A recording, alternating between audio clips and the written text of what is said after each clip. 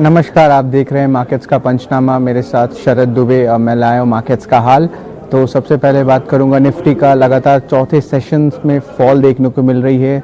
Almost 2% का degrowth देखने मिला आज के दिन के ट्रेड में और ऑलमोस्ट 780 पॉइंट्स का फॉल देखने मिला मार्केट्स का हाई से।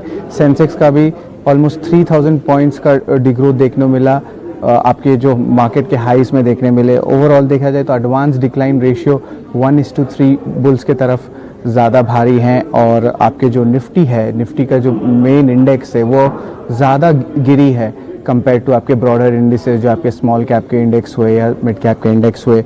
ऑल सेक्टर्स में आप अंडर परफॉर्मेंस देखने को मिला। कुछ टाटा ग्रुप के स्टॉक्स की बात करेंगे तो उसमें भी भारी बिकावरी देखने को मिली। मिड कैप आईटी के कुछ चुनिंदा शेयर्स और एफएमसीजी स्टॉक्स में एक अच्छा स्ट्रेंथ देखने को मिला बाइंग का। और जो कंपनी है स्टफ क्राफ्ट, उसकी दूसरी दिन की सब्सक्रिप्शन की नंबर्स में अराउंड 2.05 टाइम सब्सक्राइब हुई है। और उसके अलावा पावर ग्रिड ने $1.1 बिलियन का इन्वेट आईपीओ फाइल किया। ये सबसे पहला इन्वेट है जो पीएसयू सेक्टर से आ रहा है।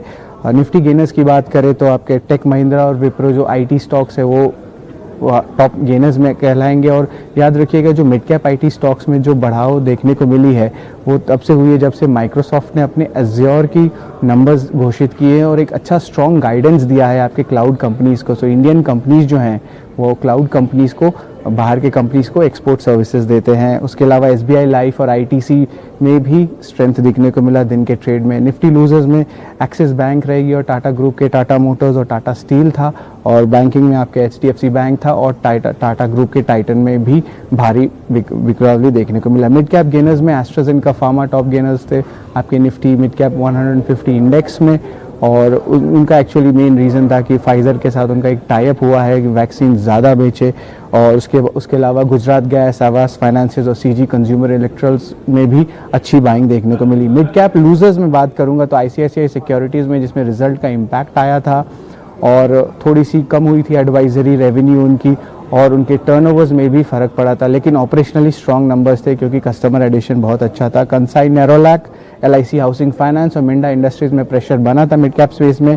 और वायदे के बाजार में यूनाइटेड ब्रूअरीज जो कल रिजल्ट्स आने वाले हैं तो one of the top gainers थे इंडेक्स के।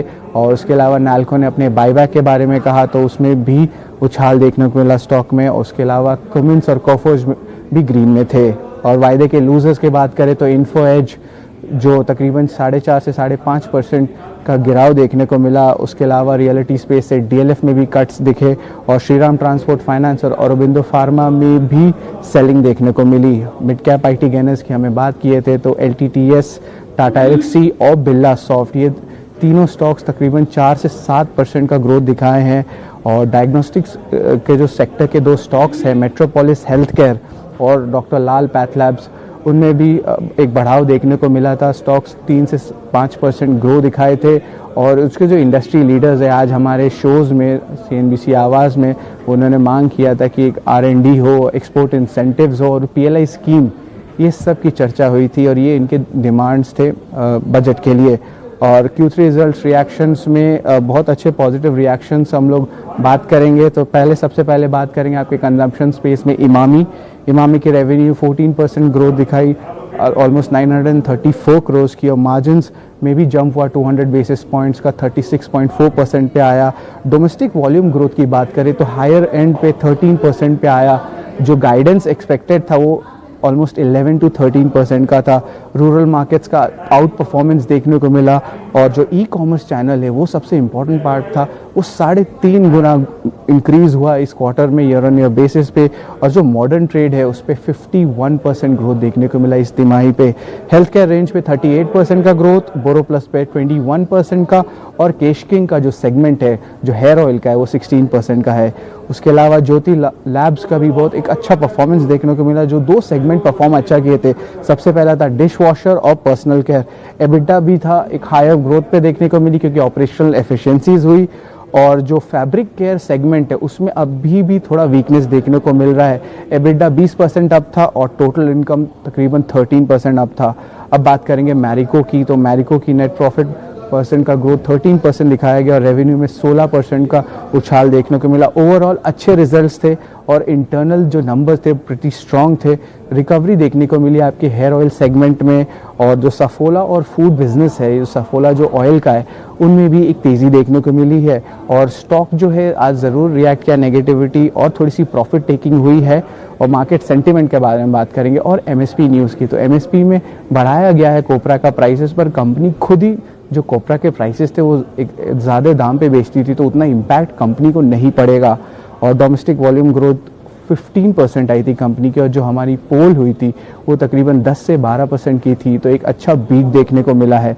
अब बात करेंगे आपके स्मॉल कैप स्पेस में, पॉली मेडिक्योर ने अच्छा रिजल्ट्स लाया, रेवेन्यू में 12.8% का ग्रोथ देखने मिला। और जो ज्वेलरी सेगमेंट का स्टॉक है, थंगामेल ज्वेलरी, जो ज्वेलरी का हम लोग बात कर रहे थे, जो आपके जो वेडिंग सीजन आ रहे हैं और जो पेंटअप डिमांड थी, उसमें जो एक अच्छा ग्रोथ देखने को मिला। रेवेन्यू ऑलमोस्ट 38% का ग्रोथ देखने मिला। श्री दिग्विजय सीमेंट में जो है बात करेंगे 17% का रेवेन्यू ग्रोथ हुआ है। ये जो है आपके जो साउथ और वेस्ट के जो डिमांड हैं वो थोड़े से मॉडरेट हो रहे हैं उस जोन के। रानी मद्रास ने अच्छा नंबर्स लाया, जिसमें रेवेन्यू का ग्रोथ 35% हुआ, और कंपनी लॉस से प्रॉफिट की तरफ घूमी। सो ये एक अच्छा पॉइंट था। और वेल्सपन इंडिया ने भी बहुत अच्छा ऑपरेशनल नंबर्स दिया है, और एबिडा में 95% का ग्रोथ देखने को मिला, और जो रेवेन्यू है वो 29% का ग्रोथ देखने मिला स्टॉक्स में। इंडिया सीमेंट्स में एबिडा ग्रोथ 67% हुआ है, 215 करोड़ पे आया है, और जो रेवेन्यू है वो तकरीबन 2.6% का उछाल देखने को मिला है। कैनरा बैंक की बात करें तो ये छोटे बैंक्स में रिस्ट्रक्चरिंग जो हो रहे हैं बहुत अच्छे लेवल के हो रहे हैं, उसके कारण जो बैंक के जो अंदर के एसेट क्वालिटी है उस पर भी एक अच्छा रिजल्ट देखने को मिल रहा है। अदर इनकम के कारण जो है बीट हुई है एस्टिमेट्स अर्निंग्स पे, और एनसीएलटी एक्सपोजर लेकिन 4% सीक्वेंशली बढ़ गई है, ऑलमोस्ट 52,527 करोड़ की, और जो नेट इंटरेस्ट इनकम है वो 15% का ग्रोथ दिखाया है।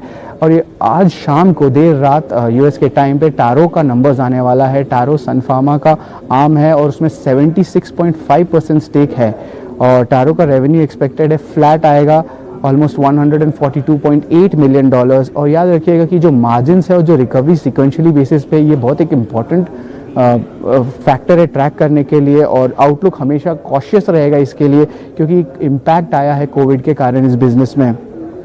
और कल के बारे में बात करेंगे तो कल जो है आपके एक्सपायरी का दिन है, और बड़े इंपॉर्टेंट नंबर्स आ रहे हैं। मारुति आ रही है, पिडलाइट आ रही है, इंटरग्लोब एविएशन आ रही है, यूनाइटेड ब्रूअरीज आ रही है, तो बहुत सारे कंपनीज़ हैं जो कल रिजल्ट्स आने वाले हैं। तो इसके जो सारे डिटेल्स है हम आपको बताएंगे CNBC आवाज़ में।